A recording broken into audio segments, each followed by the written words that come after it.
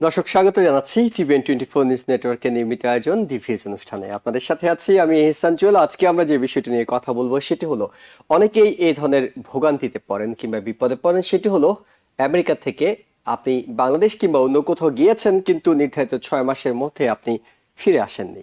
অর্থাৎ আমরা আজকে যে বিষয়টি ঠিক করেছি সেটি হলো 1 বছরের বেশি সময় হলে বিমানবন্দরে যে ভোগান্তিতে পড়তে হয় সেটি এই 1 বছর একটি সময় হিসেবে আমরা ধরে নিয়েছি, কিন্তু মূলত 6 মাসের বেশি সময় পার হয়ে গেলেই অনেকে নানা ধরনের ভোগান্তিতে পড়েন। বিশেষ করে যখন আপনি ফিরতে চাইবেন তখন ফেরার সময় বিমানবন্দরে আপনাকে নানা প্রশ্ন করা হয়, অনেক সময় ফেরতও পাঠিয়ে দেওয়া হয়। তবে আপনি যদি আইন জানেন, আপনি যদি জানেন যে কিভাবে এই সমস্যা থেকে আপনি সামনের দিকে এগিয়ে যাবেন, তাহলে আপনার জন্য এটি হয়তো বড় কোনো সমস্যা হবে না। এবং এই বিষয়টি জানাতেই আমরা আজকে আমাদের স্টুডিওতে আমন্ত্রণ জানিয়েছি বাংলা ট্রাভেলসের প্রেসিডেন্ট ও সিও প্যারালিগ্যাল বেলায়েত হোসেন বেলালকে। বেলাল ভাই, আপনাকে স্বাগত জানাচ্ছি আলোচনায়। ধন্যবাদ জুয়েল ভাই, আপনাকে ধন্যবাদ টিভিএনের সকল দর্শকদেরকে। দর্শক, আমাদের এই অনুষ্ঠানটি সরাসরি সম্প্রচার করা হচ্ছে আমাদের টেলিভিশন স্ক্রিনে। আমরা একটি নাম্বার দেখাচ্ছি, এই নাম্বারে আপনি টেলিফোন করতে পারবেন। এই বিষয়ে কোনো সমস্যা থাকলে সেটি সম্পর্কে জানতে চাইতে পারবেন। একই সঙ্গে ইমিগ্রেশন, হজ, উমরা এইসব বিষয় নিয়েও আমরা কথা বলার চেষ্টা করব। এবং একই সঙ্গে আমাদের এই অনুষ্ঠানটি আমাদের ফেসবুক পেজে সরাসরি সম্প্রচার হচ্ছে, সেখানে কমেন্টসে গিয়েও আপনি যে কোনো প্রশ্ন করতে পারবেন। আমরা চেষ্টা করবো আপনার প্রশ্নের উত্তর খুঁজে দেওয়ার। বেলাল ভাই, যেটি জানতে চাই সেটি হলো এই সমস্যাটা, অর্থাৎ আপনি আমেরিকায় থাকেন, আপনি আমেরিকা থেকে দেশে গেলেন কিংবা অন্য কোথাও গেলেন, বলা হচ্ছে 6 মাস পর ফিরতে গেলেই আপনাকে নানা প্রশ্নের মুখোমুখি হতে হয়। পুরো বিষয়টি জানতে চাই। অর্থাৎ এটি নিয়ে যেহেতু আমরা আলোচনা করছি, তার মানে নতুন কোনো সমস্যা দেখা দিচ্ছে কিংবা সাম্প্রতিক সময় বিমানবন্দরগুলোতে আপনাদের কাছে হয়তো কোনো খবর আছে যে যারা ফিরতে চান, ঢুকতে চান, তারা সমস্যায় পড়ছেন। কি সমস্যা আসলে? ধন্যবাদ জুয়েল ভাই আপনাকে। আহ, অতি সম্প্রতি ট্রাম্প প্রশাসন ক্ষমতা আসার পরে আগে যারা 6 মাসের বেশি দেশে থাকতেন, বেসিক্যালি যদি 11 মান্থ আপ, হুইচ ইজ 1 বছর বেশি যদি থাকতেন, ওয়ান্স ইন আ ওয়াইল খুব বেশি একটা প্রশ্ন করতেন, হয়তো জিজ্ঞাসা করতো কি নাকি, কেন বেশি ছিলেন, ডান, স্ট্যাম্প করতে চলে আসতো। গত 1 মাস যাবত না, তা হচ্ছে না।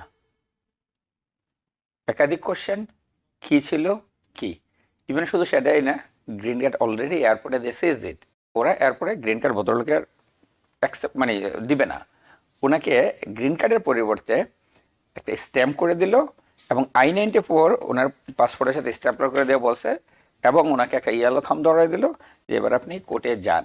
কোর্টে জাজ যদি আপনাকে এলিজিবল মনে করে, দেন আপনি গ্রিন কার্ড ফেরত পাবেন। আপনাকে 1 বছরের প্যারোলের জন্য দেওয়া হলো, বাট কোশ্চেন যেটা ছিল, ভদ্রলোকে ওরা চাচ্ছিল ফেরত দেওয়ার জন্য, ওকে। ফাইনালি ফেরত দেয় নাই। আমি টিভেনের দর্শক যারা আছেন এবং যাদের বন্ধু বান্ধব আছে যারা শুনতেছেন, সবাই সবাইকে সতর্ক করবেন, যদি কোনোদিন কারো আব্বা আম্মা শ্বশুর শাশুড়ি এরকম হয় যে মোর দেন 1 ইয়ার দেশের বাইরে ছিল এবং সামহাও ওনারা আসছেন জিএফকেতে, ওনাদের legal entry no matter what by law government, আপনাকে যদি ফার্স্ট টাইম না হয়ে থাকে, যদি আপনার first time, without warning, without paper work, ওরা কোনোভাবেই আপনার আব্বা আম্মাকে ডিপোর্ট করার ক্ষমতা নাই। সো প্লিজ এগেইন এই জিনিসটা আরেকবার বলি আপনাকে, আপনি কি করলেন, আপনার আব্বা আম্মা শুধুমাত্র ওভার স্টে করছে এবং তাকে আগে ওয়ার্নিং দেওয়া হয়নি, সে জানে নাই, ভুল করতে পারে মানুষ। যদি কারো একবার ওয়ার্নিং থাকে পাসপোর্টে যে আপনি উইদাউট ট্রাভেল পারমিট আসতে পারবেন না, ওর আপনি যদি নেক্সটে আপনি মোর দেন 1 ইয়ার থাকেন, গ্রিন কার্ড ক্যান্সেল হবে, সেই ক্ষেত্রে চাইলে ওরা করতে পারে। যখন আপনি লিগাল এন্ট্রিতে এই দেশে আসেন, ইয়েস আপনার গ্রিন কার্ড এক্সপায়ার না, আপনার পাসপোর্ট এক্সপায়ার না, জাস্ট আপনি ওভার স্টে ছিল, স্টিল আপনি এই দেশে ঢুকতে পারবেন। সেটা হয়তো ম্যাক্সিমাম যেটা করবে, আপনাকে ওরা আপনার গ্রিন কার্ডটা রাখবে এবং এই দেশে যে আপনার রিলেটিভ যদি থাকে, ডেফিনেটলি আব্বা আম্মা আসলে ছেলে মেয়ে জায়গায় থাকবে, আপনাদের ফোন নাম্বারটা আপনার আব্বা আম্মা শ্বশুর শাশুড়ির কাছে দিয়ে রাখবেন। ওরা এয়ারপোর্ট থেকে কল করবে যে আমি এয়ারপোর্টে আসি, ইমিগ্রেশন অফিসার আমাকে এই কোশ্চেন করে, আমি বুঝি না বা আমি জানি না। অনেক সময় আমরা হুইল চেয়ার দিয়ে থাকি, wheel chair as a interpreter হিসাবে কাজ করে, বেস্ট আপনাদের সাথে যেন কথা বলে। সো আপনারা বলবেন, ইয়েস আমি আমার আব্বা আম্মাকে চাচ্ছি, আমার আব্বা আম্মা আমার কাছে আসবে, আমরা কোর্টে যাব, আমি লয়ারের সাথে কথা বলবো, দিস ইজ ডান, ওরা ডেফিনেটলি আপনার আব্বা আমাকে দিবে, ওরা কোনোভাবে ফেরত দিতে পারবে না। আমি আরও একবার আপনাদের জিনিসটা পরিষ্কার করি, যদি কারো আগে ডিনায়াল না থাকে, লেটস সে আমার আব্বা আসছে, ওনাকে আগেই বলে দেওয়া হয়েছিল যে দিস ইজ লাস্ট টাইম, আপনার ওয়ার্নিং, নেক্সটে যদি আসেন আপনার ট্রাভেল পারমিট থাকতে হবে, ট্রাভেল ডকুমেন্ট নিয়ে যেতে হবে, যদি না আসেন দেন আমরা ডিপোর্ট করব। সেই ক্ষেত্রে ওদের ডিপোর্ট করার অধিকার আছে।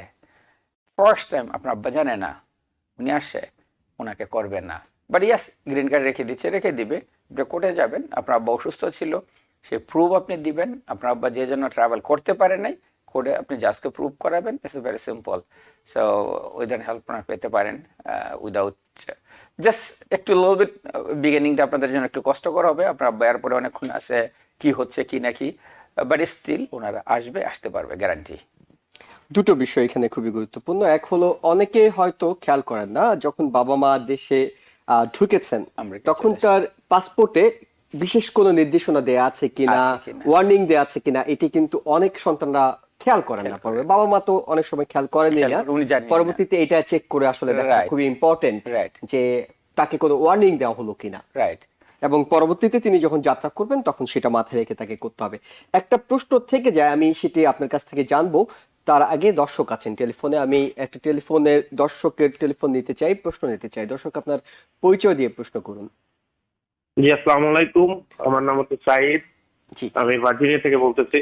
জি জি, আমি আমার বাবা মার জন্য পিটিশন করছি IR5 ভিসা ক্যাটাগরিতে। ওনাদের ইন্টারভিউ হয়েছে গত ফেব্রুয়ারি 25 তারিখে।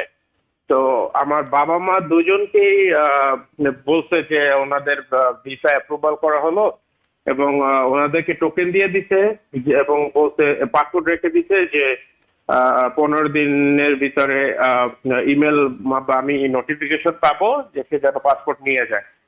কিন্তু আমি দেখতেছি যে আমার মায়ের ভিসাটা দেখাইতেছে অনলাইনে ইস্যু হয়েছে, কিন্তু আব্বারটা দেখাচ্ছে রিফিউজড।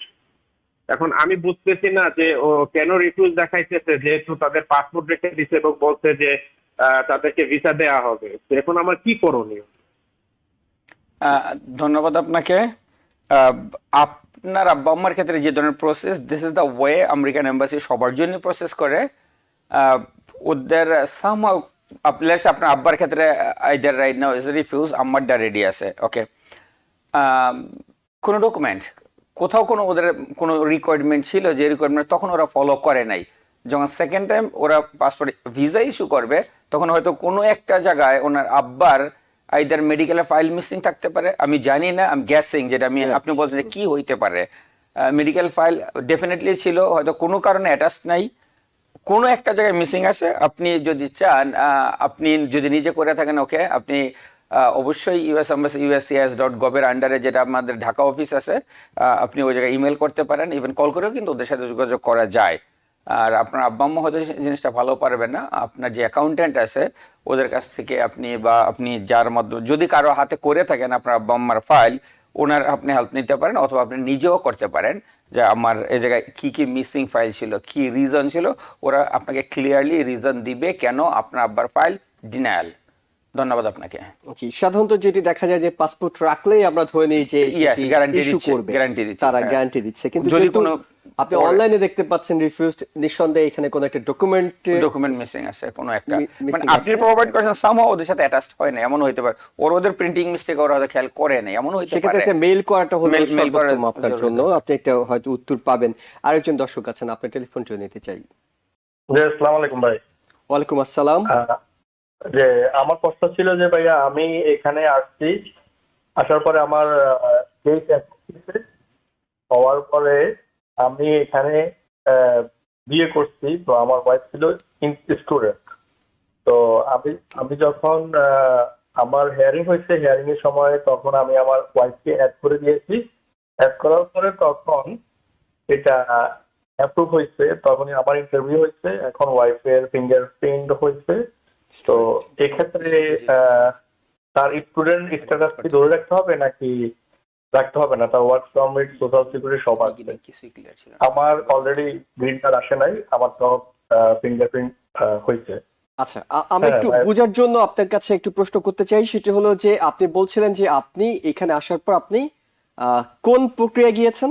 আরো একবার রিপিট করতে পারেন, ওকে, ক্লিয়ার ছিল আমি না। এখানে আমার সালাম ছিল।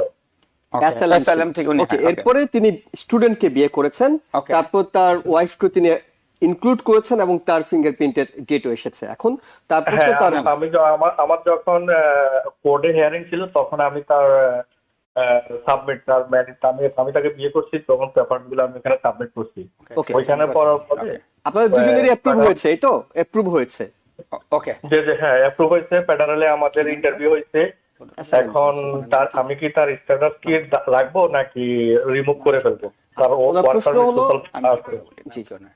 আপনার নামটি কি আরেকবার একটু বলবেন? আমার নাম রুবেল।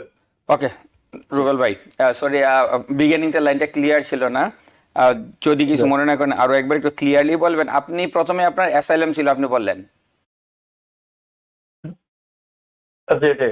ওকে অ্যাসাইলাম থেকে তারপর আপনি আম- তারপরে এখন অ্যাসালাম থেকে আমি যখন ম্যারিড করছি তখন আমার ফাইনাল হিয়ারিং এ আমি আমার ওয়াইফকে অ্যাড করে দিয়েছিলাম। অ্যাড করার পরে আমাদের তার অ্যাপ্রুভ লেটার আসছে। অ্যাপ্রুভ লেটার আসার পরে তার সোশ্যাল ওয়ার্কার আসছে এবং ফেডারেলে আমাদের ইন্টারভিউ হয়েছে। Everything okay. এখন আমি কি তার স্টুডেন্ট স্ট্যাটাস রিমুভ করে দিব নাকি থাকবে ওয়াইফ? এটা নিয়ে? ওকে, আপনার ওয়াইফ হচ্ছে স্টুডেন্ট তাই না? হ্যাঁ হ্যাঁ, তিনি কি এখন জি, জি। কন্টিনিউ হ্যাঁ, করবেন কিনা? ওয়াইফ আপনার ওয়াইফ যেহেতু স্টুডেন্ট আছে সে স্টুডেন্ট হিসেবে থাকবে, উনি তো আপনার আন্ডারে, আপনি তাকে স্পাউস হিসেবে আপনার সাথে অ্যাড করছেন, রাইট। তো উনি স্টুডেন্ট জি। আছে, উনি স্টুডেন্টই থাকবেন, যে এতে কোনো আপত্তি নাই। না মানে তিনি কন্টিনিউ করতে হবে কিনা? কন্টিনিউ করতে পারবেন এজ স্টুডেন্ট হিসেবে, ইয়েস প্লিজ, আপনি না করলে কন্টিনিউ তো করবেন। সমস্যা নেই। করাটা ভালো, বাট না করলেও কোনো আপত্তি নাই, যেহেতু বিকজ উনি approve হয়েছে। এসএলএম চলেই আসেন এবং ওনার এসএলএম অ্যাপ্রুভ আছে। যদি চান, যেহেতু পড়াশোনা করবে ওর যদি করাইতে চান, স্টুডেন্ট হিসেবে রাখাটা ভালো। জি। আরো বেশ কয়েকজন দর্শক আছেন টেলিফোনে, কিন্তু আমরা ছোট্ট একটা বিরতি নিতে হচ্ছে। বিরতির পর আমরা ফিরছি শিগগিরই, আপনাদের প্রশ্নগুলো উত্তর দেব। দর্শক যারা অপেক্ষা আছেন, নিঃসন্দেহে আপনাদের প্রশ্নগুলো উত্তর নিয়ে আমরা ফিরবো। আমাদের সঙ্গে থাকুন। দর্শক আবারও স্বাগত জানাচ্ছি দি ভিউজ অনুষ্ঠানে। আপনাদের সাথে আছি আমি এহসান জুয়েল, এবং আমরা কথা বলছিলাম যারা 1 বছরের বেশি সময় আমেরিকার বাইরে থাকেন তারা ফেরার সময় বিমানবন্দরে কি ধরনের ভোগান্তি হয় এবং একই সঙ্গে ইমিগ্রেশন সমস্যাগুলো নিয়ে আমরা আলোচনা করছি। আমাদের সাথে স্টুডিওতে আছেন বাংলা ট্রাভেলসের প্রেসিডেন্ট ও সিও প্যারালিগাল বেলায়েত হোসেন বেলাল। আমরা বেলাল ভাই আপনাকে আবারও স্বাগত জানাচ্ছি। আমরা ফেসবুক থেকে একটি প্রশ্ন নিতে চাই। এমডি আব্দুর রকিব তিনি প্রশ্ন করেছেন, অ্যাজাইলামে গ্রিন কার্ড পাওয়ার পর কতদিন পর সিটিজেনশিপের জন্য এলিজেবল হব যদি বউ থাকে ইউএস সিটিজেন? অর্থাৎ দুটো বিষয় আছে তার, একদিকে অ্যাজাইলাম আছে, একদিকে ইউএস সিটিজেন বউ আছে। ধন্যবাদ রাকিব ভাই। উনি কি বলছে এসএলএম অ্যাপ্রুভ ওনার? জি আসসালাম, হ্যাঁ গ্রিন কার্ড পাওয়ার পর, গ্রিন কার্ড অলরেডি পেয়ে গেছেন তিনি, ওনার গ্রিন কার্ড হয়ে গেছে, এন্ড দেন ওনার ওয়াইফ সিটিজেনশিপের জন্য এলিজেবল হবেন ওনার জন্য না, ওনার ওয়াইফের কি বলতেছিল উনি একটা ওয়াইফ? ওনার বউ আছেন ইউএস সিটিজেন। ওকে, সো বউ তো ডান। Right. এখন উনি ওনারটা, উনি কি এসএলএম থেকে চাচ্ছেন উনি করবেন না ওনার ওয়াইফ থেকে করবেন?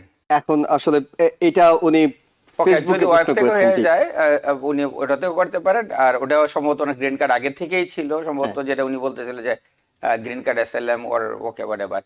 তো যখন ওনার 3 বছর হবে তখন উনি করতে পারেন, তিনি করতে পারবেন যদি আপনি মনে করেন যে আপনি যদি আপনার ওভার স্টে না থাকে কোনো কারণে, যদি উনি একাধিকবার 6 মাসের বাইরে থাকেন, তাহলে then আবার নতুন উনি ওই করে শুরু টাইমটা হবে। টোটাল থেকে বাদ দিবেন।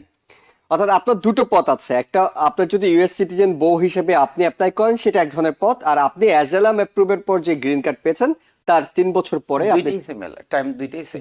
দুটোই আসলে দুইটাই সেম টাইম। আপনার দুটো অপশন আছে। রাকিব হাওলাদার তিনি জানতে চাচ্ছেন ইবি3 নিউ আপডেট নন স্কিল ক্যাটাগরিতে কি আছে সেটা সম্পর্কে একটু জানতে চাচ্ছেন। এই প্রশাসন আসার পর, ট্রাম্প প্রশাসনের পর এই ভিতরিতে গতি মানে ওদের মানে কিছু ওরা মুখ খুলতে চাচ্ছে না, বাট আপাতত এই গভর্নমেন্ট আপাতত কিছু চাচ্ছে না, সাইলেন্টলি রাখবে। ওরা কোনো একটা খুব একটা ইমপ্রুভ দেবে না। গভর্নমেন্টের নতুন চাহিদা কিভাবে মানি মেক করা যায় অন্য আদার ওয়ে, এটা golden card or this and that নামে দিচ্ছে। সো ওরা ইবি3তে একটু সাইলেন্টলি যাবে। বেসিক্যালি ইমিগ্রেশন সব কাজগুলি ওরা একটু পিছনে শুরু হয়ে গেছে অলরেডি, এবং এটা হবে এই গভর্নমেন্ট যতদিন থাকবে। আমরা নিঃসন্দেহে আপনাদের প্রশ্নগুলো নেব এবং একই সাথে টেলিফোনে যারা আছেন তাদের প্রশ্নগুলো নেব। তবে যেহেতু রমজান মাস চলছে, অনেকেই ওমরার ব্যাপারে আগ্রহী হয়ে উঠেছেন, অনেক বেশি আগ্রহী হয়ে উঠেছেন। যেহেতু হজের সময়টাও সামনে, ওমরা আর কতদিন করতে পারবেন এই আপডেটটা একটু আপনার কাছে জানতে চাচ্ছি। শিওর। যারা উমরা ভিসা নিয়ে সৌদি আরবে যাবেন, সৌদি গভর্নমেন্টের রুল হচ্ছে 13ই এপ্রিল লাস্ট ডে এন্ট্রি এবং 29 এপ্রিল এক্সিট সৌদি আরব থেকে। যদি কেউ বলেন যে আমি 1 মাস থাকবো, না, তো আপনি 13 তারিখের মধ্যে এন্ট্রি করতে পারবেন সৌদি আরবে, লাস্ট এন্ট্রি, এবং এক্সিট এপ্রিল 29। এই টাইমগুলোর মধ্যে হচ্ছে আপনারা উমরা সম্পাদন করতে পারবেন ওকে, বিফোর হজ, আবার হজের পরে আবার শুরু হবে। ঠিক আছে।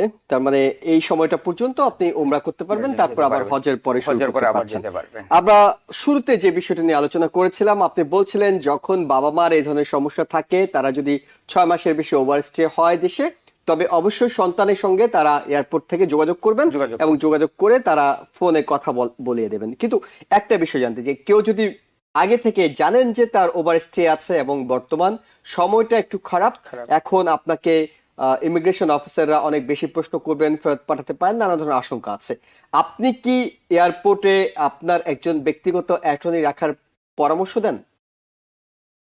অনেস্টলি এই জায়গায় আপনার অ্যাটর্নি রাখার এত টাকা স্পেন্ড করার কোনো মানে নেই। সেম থিং, কিংবা তাদের সঙ্গে টেলিফোনে কথা বলে দেওয়ার আপনার সাথে বিষয়টি? কথা বললেই যথেষ্ট। ছেলে মেয়ের সাথে যদি কথা বলে, জাস্ট অফিসার, ইমিগ্রেশন অফিসার যে জিনিসটা জানতে চাবে যে তোমার আব্বা বা আম্মা কেন ওভারস্টে ছিল, ভ্যালিড রিজন কি, তুমি কোনো রিজন দিতে পারো কিনা। লাস্ট কোশ্চেন করবে, তুমি কি তোমার আব্বা আম্মাকে কি চাও দিব না ফেরত দিব? আপনি বলুন ইয়েস, আমি আমার আব্বা আম্মাকে এক্সপেক্ট করি, আমার কাছে আমি চাই, আমি তারপরে লয়ারের কাছে যাব, কোর্টে যাব, যা হবে। ওরা আপনাকে অবশ্যই অবশ্যই আপনার আব্বা আম্মা আপনার কাছে ফেরত দেবে। যেটা আমি আগে বলতেছিলাম, আবারও সেম থিং, ম্যাক্সিমাম ওরা আপনার আব্বার গ্রিন কার্ডে রেখে দিতে পারে, বাট তারপর আপনাকে কোডের ডেট দিবে, আপনাকে বলবে দিস ইজ দ্য অ্যাড্রেস, তুমি এই কোডে যাও, এই জায়গায় তুমি জাজের সাথে গিয়ে আলাপ আলোচনা করো, কি রিজনে তুমি ওভার স্টে করছো, রিজন তুমি প্রুভ করো, জাজ স্যাটিসফাইড হলে। But in the mean time আপনাকে 1 ইয়ার ওরা একটা টেম্পোরারি এন্ট্রি পারমিট দিবে, এই দেশে থাকার 1 বছরের, যেহেতু আপনার গ্রিন কার্ড ওরা রেখে দিল, এগেনস্ট অফ গ্রিন কার্ড ওরা আপনাকে অ্যাজ এ প্যারোল হিসাবে 1 ইয়ার একটা টেম্পোরারি কার্ড দিবে, স্ট্যাম্প করে দিবে 1 ইয়ার প্যারোল। সো 1 বছর পর্যন্ত আব্বা থাকতে পারবে without green card, as a green কার্ডের পরিবর্তে। বাই দিস টাইম আপনি কোর্টে যাবেন, কোর্টে যাবেন। বাট কোনোভাবে ওনাকে ফেরত দেওয়ার মতো নাই। সুযোগ আনটিল নেই। যদি কারো প্রিভিয়াস রেকর্ড না থাকে যে আপনার পাসপোর্ট লেখা ছিল, যদি আপনি নেক্সট এটা করেন তাহলে ফেরত দেবো, দেন দিতে পারবে। অনলি ফার্স্ট টাইম না, যদি কারো ফার্স্ট টাইম হয় অবশ্যই না, তাকে ফেরত দিতে পারবে না। পরবর্তীতে যে বিষয়টিতে যেতে চাই সেটি হলো যে রি এন্ট্রি পারমিট ইস্যু করার সময় আপনারা কি কোন রকম সহযোগিতা করেন কিনা? ধন্যবাদ। হ্যাঁ, কারোর যদি মনে করেন আব্বা আম্মা মোর দেন 1 ইয়ার থাকবে বা 2 বছর পর্যন্ত থাকবে, আপ টু 2 ইয়ার্স পর্যন্ত, ইয়েস, ওনাদের জন্য সেফ সাইড, যেহেতু এখন প্রশাসন ইমিগ্রেশনের জন্য একটু বেশি অ্যাগ্রেসিভ, যদি আব্বা আম্মা কারো এরকম হয় যে মোর দেন 1 ইয়ার থাকবে বা 1 বছর থাকবে, তাদের জন্য অবশ্যই রি এন্ট্রি পারমিট নেওয়ার জন্য আমরা সবাই সাজেস্ট করি। যদি কেউ চায়, ইয়েস, আমাদের অফিসে আসতে পারে, আমরা রি এন্ট্রি প্রসেস করে থাকি। সেটার জন্য কি কি ডকুমেন্টস নিয়ে আসতে হবে? জাস্ট ওনার পাসপোর্টটা নিয়ে আসবে, আর ওনার যে গ্রিন কার্ড নাম্বার আছে, এলিয়ান নাম্বার অথবা গ্রিন কার্ডের কপি, দ্যাটস অল। সেগুলো নিয়ে আসলেই হবে। আমরা শুরুতে যখন এর আগে আপনার সাথে শো করছিলাম, তখন আমরা ইমিগ্রেশন নিয়ে বেশ আতঙ্ক দেখেছি।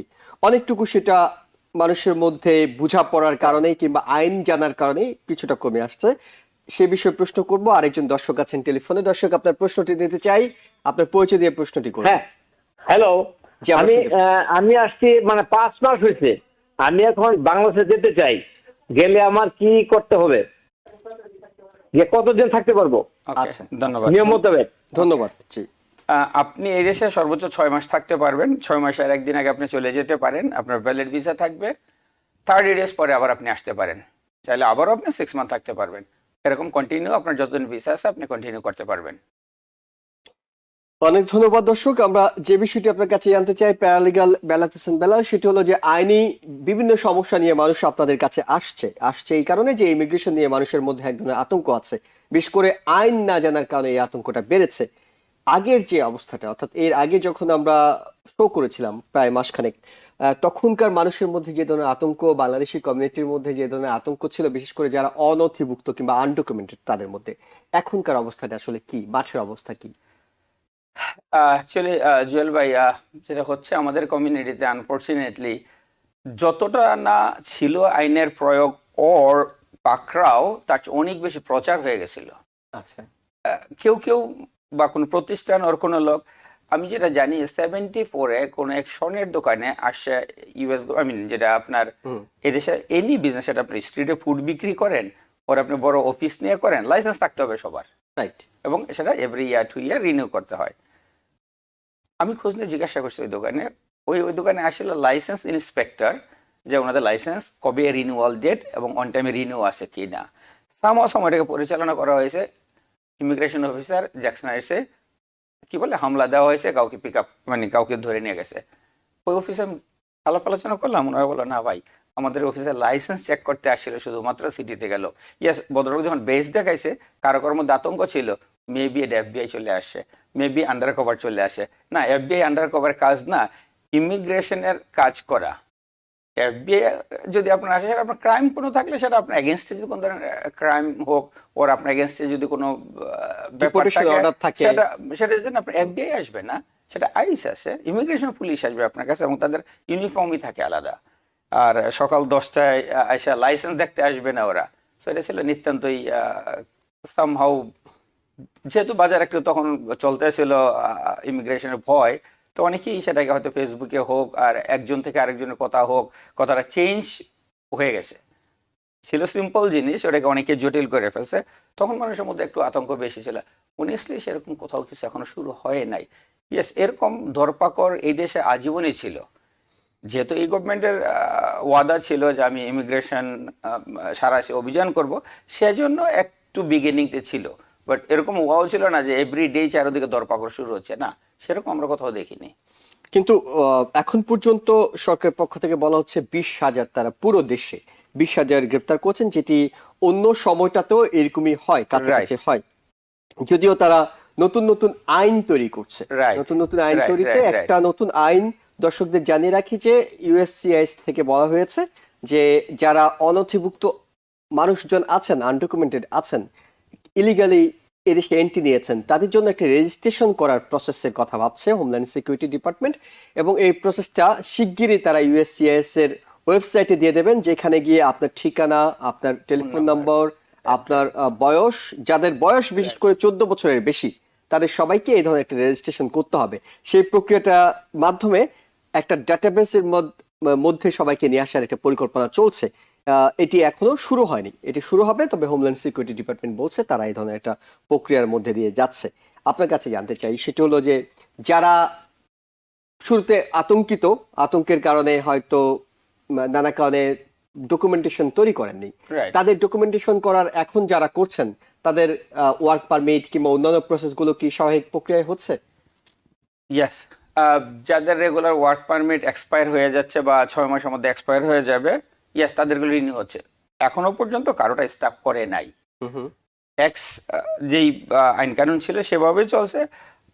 আমরা যে বিগিনিং আগেও বলছিলাম যে লেটস সি, এই দেশে অনেকেই আমরা আসি কোনো ধরনের ডকুমেন্টে আমরা আসি নাই আন্ডারে। আমাদের এই গভর্নমেন্ট আলাপ আলোচনা করার আগে থেকেই আমরা কয়েক মাস যাবত কিন্তু বলতেছিলাম যে এরকম একটা হচ্ছে, এরকম একটা হবে। সো সবাইকেই আমরা বলতেছিলাম যে কোনো না কোনো প্রক্রিয়ায় চলে আসেন, যে আমি কিছুই করিনি, আমি এই দেশে আছি 1 বছর 2 বছর 3 বছর, আমি অলরেডি ইলিগাল, 6 মান্থ থাকার পর আমি ইলিগাল হয়ে গেলাম। তো ইলিগাল হওয়ার পরে কি হচ্ছে, আমি ফুললি ইলিগাল। এখন যদি কোনো কারণে আমাকে ইমিগ্রেশন পুলিশ পিক আপ করে ওর নেয়, আমার তো কোনো ডকুমেন্ট নাই, রাইট। আমার কোথাও কিছু নাই, তো ফাইনালি কি করবে, আমাকে ডিপোর্ট করে, স্যার তার আর কোথাও রাখার তো জায়গা নাই। যদি আমার কোনো ফাইল থাকে এগেনস্ট অফ ফাইল, আমার লয়ার থাকবে, কেউ আমার জন্য প্রসিড কিছু করতে পারবে। এখন আগে যেটা বর্ডার থেকে পিক করলে হয়তো ইমিগ্রেশন অফিসার আপনাকে ডিটেনশন সেন্টারে দিত আর কোথাও, এখন বর্ডার থেকে কিন্তু সরাসরি ডিপোর্ট। যদি কেউ বর্ডারে এখন কাউকে পিক আপ করে ইমিগ্রেশন অফিসার, ওরা কিন্তু কোনো ডিটেনশন আর নিয়ে আসে না, ওই জায়গা থেকে সরাসরি রিপোর্ট। এটা হচ্ছে সব এর জন্যই যাদের এতদিন যাবত অনেকেই চিন্তা ছিলেন যে করব না, যদি এই দেশে থাকেন কোনো না কোনো একটা আইনি প্রক্রিয়ায় চলে আসেন, আপনার কোনো না কোনোভাবে একটা ফাইল করেন, সেটা আপনি অ্যাসাইলাম চান, আপনি যদি ম্যারেজ কেসে যান অর এনিথিং, আপনি যা করতে চান কোনো একটা ডকুমেন্ট, আপনার একটা ফাইল ক্রিয়েট করেন এই দেশের। যে এখন গভর্নমেন্ট চাচ্ছে যে ফাইল হোক, গভর্নমেন্ট যেটা চাচ্ছে ইয়েস টুডে এন্ড টুমরো হবে, বাট কতজন মানুষ আমার অবৈধ আছে, কতজন মানুষের কি অবস্থানে আছে, সেটা গভর্নমেন্ট চাচ্ছে। অর্থাৎ তারা একটা ডেটাবেস তৈরি করতে ডাটাবেস যাচ্ছে যেটা এবং সেপ্টেম্বর 11 এর পরে দেশে Right, বাধ্যতামূলক right. ছিল করা, মুসলিমদের ক্ষেত্রে মুসলিমদের করা ক্ষেত্রে, হয়েছিল। অ্যাকচুয়ালি নন মুসলিমও ছিল। আরো একটা জিনিস, লেস যদি গভর্নমেন্ট এই অর্ডার আপনি না মানেন, ঠিক আছে, সামহাও আপনি বিয়ে করলেন ইউএস সিটিজেন, এখন যখন আপনি ইউএস সিটিজেনকে আপনি বিয়ে করবেন, আপনি তো ফাইল করবেন, তখন আপনার বলা হবে ডেডলাইন ওভার ছিল, তুমি কেন করো নাই, সেজন্য আপনাকে আটকাবে, অথবা আপনার উপায় নাই, আপনাকে করতে হবে রেজিস্ট্রেশন। এবং বলা হচ্ছে যে জেল জরিমানা করা হবে, কারো কারো ক্ষেত্রে দুটোই করা হবে যদি Right. এটি অমান্য করে। রাইট রাইট যা- সো বেটার আপনি আমি আমরা যারা আছি যদি কোনো কারণেই পেপার ওয়ার্ক একদমই জিরো, কিছুই করি নাই, আপনি চিন্তা ভাবনা করে কোনো একটা কিছু করেন যদি এদেশে থাকতে চান। যদি মনে করেন আপনি থাকবেন, কোনো না কোনো একটা ফাইল করেন, জিরোতে থাকার তুলনায় আপনি একটা ফাইলের আন্ডারে আসা উচিত। এবং দর্শক, নিঃসন্দেহে যখন এই প্রসেসটা শুরু হবে তখন TVN24 নিউজের মাধ্যমে আমরা আপনাদের জানিয়ে দেব যে কবে থেকে এই প্রসেসটা শুরু হচ্ছে, এবং এটার আসলে ইতিবাচক নেতিবাচক দিকগুলো নিয়ে আমাদের অ্যাটর্নিরাও নানা ধরনের বিশ্লেষণগুলো আপনাদের জানাবেন। নিঃসন্দেহে আপনারা আপডেট থাকতে পারবেন, কিন্তু মাথায় রাখতে হবে যে এই ধরনের একটা প্রক্রিয়া আসতে যাচ্ছে। এখন পর্যন্ত ফর্মটা তারা অন করেনি, অন করলে আমরা সেটা আপনাদের জানিয়ে দেব কবে থেকে রেজিস্ট্রেশন শুরু হচ্ছে। আপনার কাছে জানতে চাই সেটা হলো যে সিটিজেনশিপ পরীক্ষা, এই ক্ষেত্রে বাংলা ট্রাভেলস আপনারা বেশ সহযোগিতা করে থাকেন, বিশেষ করে যারা বয়স্ক অসুস্থ তাদের সিটিজেনশিপ পরীক্ষার ক্ষেত্রে কোন কোন প্রক্রিয়ায় আপনারা সহযোগিতা করে থাকেন? যে 65 এন্ড আপ হয় অনেকেই হয়তো মেমোরি রাখতে পারে না, হুম হুম মুখস্থ রাখতে পারে না, হুম হুম বয়সের কারণে অনেক সময় ভালো করে পড়তেও পারে না, অথবা আপনি যা বলেন সেই শব্দটা সে ভালো বুঝেও না, অ্যান্সার ভালো করতে পারে না।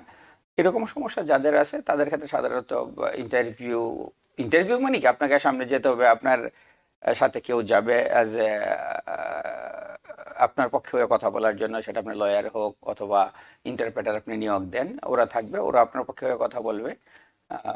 This the list easy way, যে উইদাউট, আমরা যাকে বলি যে উইদাউট পরীক্ষা। উইদাউট পরীক্ষা নামে কোনো জিনিস নেই, সেটাও পরীক্ষা, বাট আপনি পারেন না সেজন্য আপনার পরীক্ষা নেই। হুম হুম এটা হচ্ছে উইদাউট পরীক্ষা। আপনার পরীক্ষা হবে ওই জায়গায়, সেটা আপনি বলবেন না, আপনার ইন্টারপ্রেটার বলবে যে দিস ইজ এই সমস্যার কারণে আমি পারি না, দিস ইজ আমার সমস্যা, ওইটাই আপনার পরীক্ষা। এবং ওইটা যখন আপনি ইমিগ্রেশন অফিসারকে এক্সপ্লেন করতে পারবেন, ইমিগ্রেশন অফিসার যখন বুঝবে ইয়েস আপনার নিতান্ত আসলেই সমস্যা আছে, শেষ, দেন, হয়ে গেল আপনার। অর্থাৎ আপনার হয়ে কেউ একজন পরীক্ষাটা দিয়ে দেবে, পরীক্ষা না, ঠিক, প্রশ্নের উত্তরগুলি আপনি যেহেতু বুঝেন না বা আপনি বুঝতে পারেন নাই, আপনার কনসার্ন নিয়ে আরেকজন কথা বলবে আপনার পক্ষ হয়ে। এবং এই ক্ষেত্রে এখন আমরা জানি যে ইমিগ্রেশন প্রসেসটা স্লো হয়ে এসেছে। ইয়েস। যারা পিটিশন করে রেখেছেন, পারিবারিক পিটিশন করে রেখেছেন, সেইখানকার আপডেটগুলো কেমন এখন? এবং একটু আগে এক ভাই বললো যে ওনার আব্বা মা দুজনের মধ্যে একজনের ডান, একজনকে রিফিউজটা সেটা শুধুমাত্র কোনো পেপার অফ মিসিং এর কারণে, ওটা ওনার খুব দ্রুতই হয়ে যাওয়া, তো ইনশাল্লাহ উনি যদি যোগাযোগ করে উইদিন 3 উইকস ওনারটা ওরা রেসপন্ড করবে। 2 উইকসের মধ্যে রেসপন্ড, 3rd উইকে অনেককেই ডান করে। নিউ ফাইলের ক্ষেত্রে অনেক সময় লাগবে, আর যেহেতু ইমিগ্রেশন স্থবির এবং এই গভর্নমেন্ট যতদিন থাকবে 4 বছর, ভালো আশা করা যায় না, হবে কাজ খুব কম হবে, খুবই কম হবে, মানে মানে স্লো হবে। স্লো হবে, যেটা আগেও ছিল, এই গভর্নমেন্ট যখন আরো একবার ক্ষমতায় ছিল সেম ছিল। ছিল। আমরা একটু আবারও যদি ফিরি ওমরার বিষয়টাতে, সেটা হলো যারা ওমরা করতে চান তারা কিভাবে, কতদিনের জন্য, কোন কোন প্যাকেজে ওমরাগুলো করতে পারবেন? এখন রমাদান চলতেছে, রমাদানের মধ্যে যদি কেউ যেতে চায় রমাদানের মধ্যে যেতে পারেন, আদারওয়াইজ এপ্রিলের 13 তারিখ লাস্ট ডে, 2 উইকস থাকতে পারবেন। আদারওয়াইজ দেন আবার শুরু হবে হজের পর থেকে, উইচ ইজ জুলাই শুরু থেকে আবারও উমরা চালু করবে গভর্নমেন্ট, তখন আবারও যেতে পারেন। উমরার পরে আপনি হজের পরে আবার উমরা যেতে পারেন। হজের প্রসেসটা কি শেষ হয়ে এসেছে? হজের যাদের এন্ট্রি ছিল, যা ছিল entry and everything is done. এখন শুধুমাত্র যারা যাবেন ওদেরকে সবাইকে অলরেডি গভর্নমেন্ট ইমেল করে ফেলছে, আপনাদের ইমেল থেকে রিপ্লাই করবেন, আপনাদের প্যাকেজ চুজ করবেন, আপনাদের হোটেল চুজ করবেন, আপনারা কি কি চান এগুলো চুজ করবেন। যদি কারো কোনো ধরনের হেল্প লাগে আমার অফিসে ফ্রিতে আমরা হেল্প করি, কারো প্যাকেজ চুজ করা, মানে আমি কি কি চাচ্ছি, হোটেল কোনটা চাচ্ছি, নুসুকের আন্ডারে গভর্নমেন্ট সব অলরেডি আপনার ডাউনলোড করা আছে, আপনি আপনার প্যাকেজ শুধুমাত্র চয়েস করবেন যে আমি এটা চাই, আমি এটা চাই, আমি এটা চাই। আর যারা বাংলাদেশ থেকে যাবেন হজ করতে বাংলাদেশি পাসপোর্টে, তাদের ফিঙ্গারপ্রিন্ট লাগে, আপনারা দেশে গিয়েও দিতে পারেন, অথবা অনেকে আছে ভাই আমি তো কয়েকদিন পরে হুইচ ইজ লাইক মেতে এনিওয়ে যাবই, এখন যদি আবার মার্চে আরেকবার আমি দেশে যাই, আমার 2বার ট্রাভেল করতে হবে, আমি কি এই দেশে কোনো জায়গায় দিতে পারবো কিনা? ইয়েস, আমাদের অফিসে আছে, যদি কারো বাংলাদেশ থেকে কেউ যেতে চান, লাস্ট ইয়ার ওর আরও আগের বছরও ছিল সেম থিং, আমাদের এই জায়গায় কেউ ফিঙ্গারপ্রিন্ট দিতে পারবেন হজের জন্য। যারা বড় হজে যাবেন, মেইন হজে যারা যাচ্ছেন, যদি বাংলাদেশ থেকে যান বাংলাদেশের পাসপোর্টে ওদের ফিঙ্গারপ্রিন্ট লাগবে। সো কারো যদি ইমার্জেন্সির দরকার পড়ে যে ফিঙ্গারপ্রিন্ট করতে হবে, চাইলে আমাদের অফিসে আসতে পারেন, আমাদের অফিসে ফিঙ্গারপ্রিন্টের ব্যবস্থা আছে, আমরা ফিঙ্গারপ্রিন্ট করে থাকি। জি। অনেকগুলো গুরুত্বপূর্ণ বিষয় নিয়ে আমরা আপনার সাথে কথা বলছিলাম। আমরা আপনার কাছে এর পাশাপাশি জানতে চাই সেটা হলো যে আপনারা বিমানের টিকিটের ক্ষেত্রে নানা ধরনের সহযোগিতা করে থাকেন। সামনে ছুটির একটা বিষয় আছে, কবে নাগাদ বিমানের টিকিটের দামটা বেড়ে যাচ্ছে এবং কোন সময়টাতে যারা আহ, আসা যাওয়া করবে তাদের কম খরচে টিকিট পাওয়ার সুযোগ রয়েছে? ধন্যবাদ। সামারে প্রচুর লোক দেশে যায়, স্কুল বন্ধ থাকে 26শে জুন থেকে। স্কুল আমাদের নিউ ইয়র্কে শুধুমাত্র জুন 26শে জুন বন্ধ হবে, সেপ্টেম্বর 4-5 তারিখে ওপেন হবে। বাট আউট অফ স্ট্রিটগুলিতে আরেকটু আগে বন্ধ হয়, আরেকটু আগে খোলে। ওরা 25শে অগাস্ট 24শে অগাস্ট ওপেন করে। তো যেহেতু সেম প্লেনে এভরিডে যাচ্ছে, হুম হুম। যখন আপনার যাত্রী সংখ্যা ডাবল ওভার ট্রিপল হয়ে যায় তখন কিন্তু অটোমেটিকলি দাম বাড়বে। তো সেজন্য যারা যেতে চান, হয়তো স্কুল নিউ ইয়র্কের কথা যদি বলি যে 26শে জুন বন্ধ হচ্ছে, যদি কেউ তখনই যেতে চান একটু রেট বেশি হয়। ওরা যে জুলাইয়ের 4-5 তারিখে যান, 10 দিন 5 দিন পরে যান, অপেক্ষাকৃতভাবে একটু রেট কম হয়। বাট অনেকে চিন্তা করে যে আমি আরো অপেক্ষা করি, আরো পরে ভালো আসবে না। ইন জেনারেল এখনো যদি কেউ দেশে যায়, যে রেট সিমিলার রেটে কিন্তু জুনের টিকিটে পাওয়া যাচ্ছে, স্কুল বন্ধের রেটটা। হুম হুম। তারপরে যদি আমরা কেউ আরো অপেক্ষা করি যে ইন ফিউচার মেবি ভালো আসবে, এখন যদি একটা টিকিটের কস্ট হয় 10 টাকা, হাই সিজনে যদি কস্ট হয় 10 টাকা, তখন যদি আমরা কেউ 8 টাকার বা 9 টাকার অপেক্ষায় বসে থাকি, ভুল করা হবে। তখন 8 টাকা 9 টাকা থাকবে না, তখন এটা 15 থেকে 20 টাকায় যাবে। সেক্ষেত্রে So, এখন টিকিট কাটাটাই এখন সবচেয়ে হচ্ছে উত্তম টাইম। প্রত্যেক বছর সেটাই হয়, February March is the best time. যারা সামারে দেশে যাবেন, ফেব্রুয়ারি মার্চের মধ্যে টিকিট করা সামারের টিকিটগুলি। ঠিক। আমরা একেবারে শেষ দিকে আছি, আপনার কাছে যে প্রশ্নটা রাখতে চাই সেটা হলো, আমরা জানি যে বাংলাদেশি কমিউনিটির একজনের বিপদে অন্যজন এগিয়ে আসার যেমন অনন্য দৃষ্টান্ত আছে, মানুষের বিপদে সবাই একসাথে এগিয়ে আসেন, আবার এটাও আমরা দেখি যে কমিউনিটির অনেকেই অনেকের ব্যাপারে ইমিগ্রেশন নিয়ে যে গুজব কিংবা যে জটিলতা তৈরি হয়েছে তাতে কেউ কেউ অন্যকে বিপদে ফেলে দেওয়ার মতো করে কাজ করছেন। এই বিষয়গুলো সার্বিক কমিউনিটির জন্য ক্ষতিকর। তাই আমরা চেষ্টা করি যারা কমিউনিটি নিয়ে ডিল করেন তাদের মাধ্যমে এই আহ্বানটা জানাতে, যে অন্তত এই সময় অর্থাৎ দুঃসময় যাদের, তাদের পাশে দাঁড়ানোর বিষয়ে আপনি যদি কিছু বলেন। ধন্যবাদ। 2 দিন আগে, জাস্ট 2 দিন আগে জ্যাকসন হাইটসের, আপনারা জানেন, কিছু বাম, কিছু একটু উইয়ার্ড লোকজন হেয়ার অ্যান্ড দেয়ার চলাফেরা করে, অনেক সময় ওদের মধ্যে ধাক্কাধাক্কি মারামারি হয়। সামহাও কেউ 911 কল করছে। তো ওদের কাছে সাধারণত আইডি থাকে না, এটাই স্বাভাবিক, হয় না, কিছুই নাই। তো পুলিশ এসে যাচ্ছে যে ভাই আইডি দাও, দিছেন দেও, আইডি নাই। ওকে গাড়িতে নিয়ে গেছে। এটা ফলাও করে চারোদিকে প্রচার করা হচ্ছে ইমিগ্রেশন অফিসার তাকে পিক আপ করে নিয়ে গেছে। রেগুলার এনওআইপিডি, জাস্ট রেগুলার এনওআইপিডি 911 কলের এগেনস্টে সে আসছে এবং তাকে রাস্তাতে পিক করছে উইথ 5-6টা রেগুলার এনওআইপিডি। রেগুলার এনওআইপিডি কাউকে আপনার ইমিগ্রেশন অফিসার না, এটা আমাদের বুঝতে হবে। ইমিগ্রেশন অফিসারকে, রেগুলার এনওআইপিডি কে, রেগুলার এনওআইপিডির কাজ না আপনাকে অ্যাজ এ ইমিগ্রেশন এগেনস্টে আপনাকে ধরে নেওয়া, সে আসবে না আপনাকে ধরার জন্য। সো প্লিজ, অনেকেই সোশ্যাল মিডিয়ায় আর ফেসবুকে সামহাও আমরা পোস্ট করি দিস অ্যান্ড দ্যাট, আপনার একটা পোস্টের জন্য এমন কিছু করবেন না।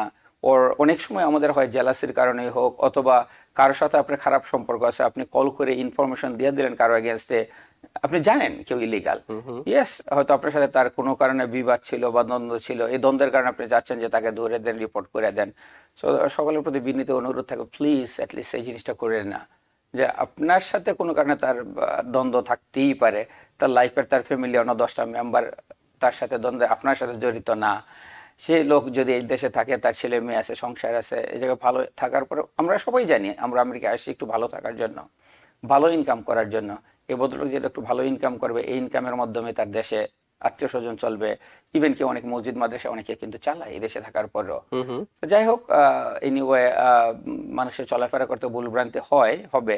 সো কমিউনিটি সকলের প্রতি আমার বিনীত অনুরোধ থাকবে, নো ম্যাটার হোয়াট, অ্যাটলিস্ট এই বিপদের দিনে যেন আমরা কাউকে নতুন করে বিপদে না ফেলাই। অসংখ্য আর ধন্যবাদ। আরেকটা ব্যাপার ছিল, যাদের এয়ারপোর্ট নিয়ে অনেকেই আসে আমার কাছে, যে আমি এই লয়ের কাছে গেলাম, ভাই 4,000 চাচ্ছে, 5,000 চাচ্ছে, এরকম যদি সিম্পলের জন্য হয়, কারো আব্বা আম্মা মোর দেন 1 ইয়ার, মোর দেন 2 ইয়ার, মোর দেন 3 ইয়ার্স বাংলাদেশে ছিল, আসবে, যদি কারো নিতান্তই কোনো ধরনের হেল্প লাগে আমার অফিসে আসতে পারেন, ইটস ফ্রি, আমি হেল্প করবো ডেফিনেটলি। গত 5-7 বছরের মধ্যে আমি যাদেরকে হেল্প করছি একজনও এয়ারপোর্টে ফেরত যায় নাই। ইভেন 3 বছর 4 বছর দেশের বাইরে ছিল, ওনারা সবাই আসে এবং ঠিক মতোই আসে। অতি সম্প্রতি যেটা হচ্ছে, নতুন গভর্নমেন্ট আসার পরে একজন গ্রিন কার্ড শুধুমাত্র ওরা সুইচ করে রেখে দিল, বাট ওনাকে 1 ইয়ার as a against of green card ওনাকে কিন্তু প্যারোলে থাকার অনুমতি এবং বলছে আপনি কোর্টে যাবেন, কোর্টে গিয়ে জাজ যদি আপনাকে দেয় এই গ্রিন কার্ড আপনি ফেরত পাবেন। কোনো ঘাবড়ানোর কারণ নাই। যদি এরকম কারো হয় আব্বা আম্মা বা শ্বশুর শাশুড়ি দেশের বাইরে মোর দেন 1 ইয়ার ছিল, গ্রিন কার্ড লস করার দরকার নাই। আপনারা যদি চান কোনো ধরনের হেল্প লাগে, কোনো ধরনের আপনাদের কোশ্চেন থাকে, আপনারা জানতে চান, আমার অফিসে আসেন, অবশ্যই আমি হেল্প করবো এবং সেজন্য কোনো পে করতে হবে না। ধন্যবাদ।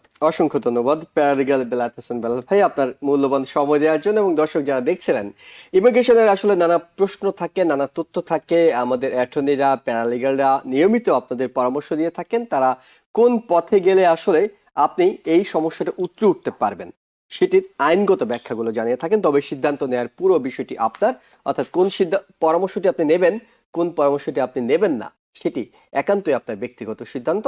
এবং একজন প্রফেশনাল যারা পেশাদারিত্বের সঙ্গে এই কাজগুলো করেন তাদের পরামর্শ অনুযায়ী আপনারা এই আইনি জটিলতাগুলো এড়িয়ে চলতে পারবেন বলে আমরাও মনে করি। সবাইকে অসংখ্য ধন্যবাদ। টিভিএন 24 টেলিভিশন দেখতে আজই কল করুন 7187776556। লগ ইন করুন www.totalcablebd.com। নিউ ইয়র্ক থেকে সম্প্রচারিত টিভিএন 24 টেলিভিশন বিশ্বজুড়ে বাঙালির কণ্ঠস্বর।